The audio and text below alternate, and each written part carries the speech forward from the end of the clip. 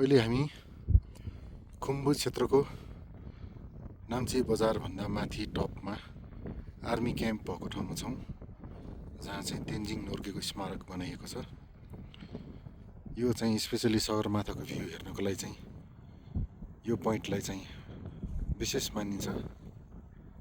तर मेबी हाम्रो bad lock, आज सगरमाथा बादलभित्र चुलुम्मै लुकेर बसेको अवस्था छ।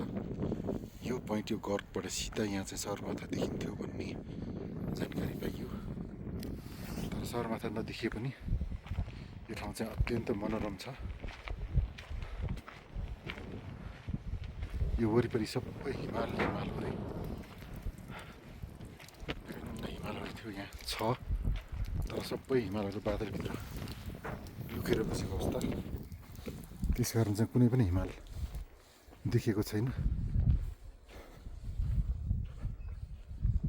यहाँ हाम्रो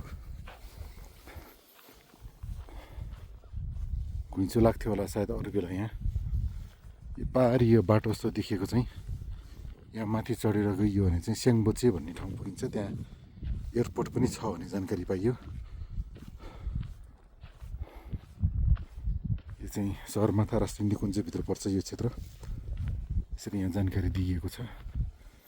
यहाँबाट यसरी जाँदा चाहिँ यहाँ तेन्जिङ नोर्गे, जो चाहिँ सगरमाथाको सबैभन्दा फर्स्ट टाइम चढ्ने चाहिँ आरोही हुनुहुन्छ, तेन्जिङ नोर्गे शेर्पा, उहाँको स्मारक बनाइएको छ। यहाँ नजिकै गएर हेरौँ। तल हाम्रो यो शेर्पा म्युजियम पनि छ। एकछिनपछि हामी म्युजियममा पनि जान्छौँ। यो चाहिँ तेन्जिङ नोर्गेको स्मारक।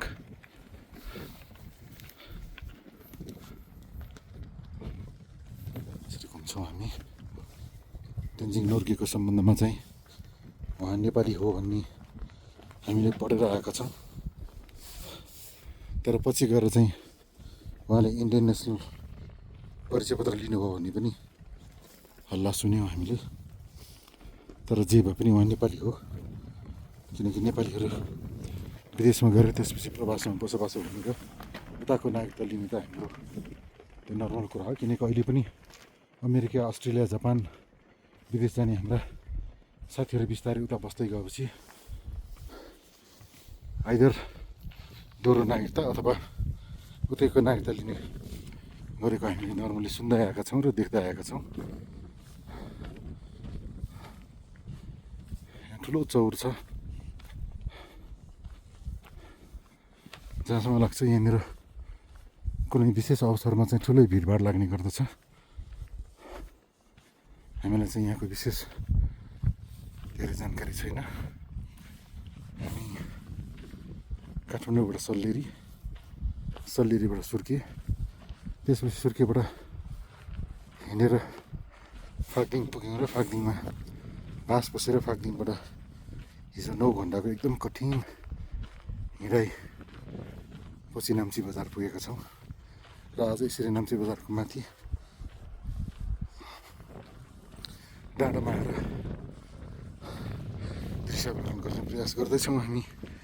बादल खुल्ला र सगरमाथा देखिन्छ कि भन्ने आशामा यहाँ बसिरहेका छौँ। यहाँभित्र चाहिँ यो नेपाल आर्मीको क्याम्प हो।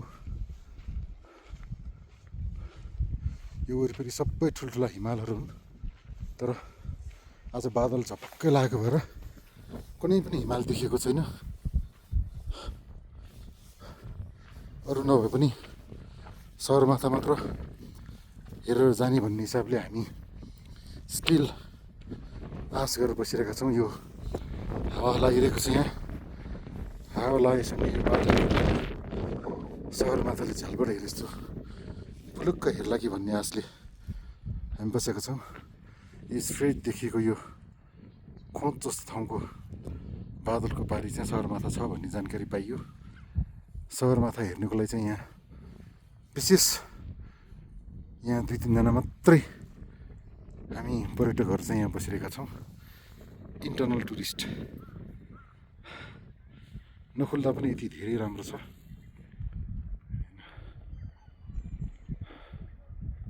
उता सहर बजारतिर गाडीको आवाज, सुनिन्छ नि यहाँ चाहिँ जताततै हेली मात्र हेलीकै आवाज सुनिन्छ।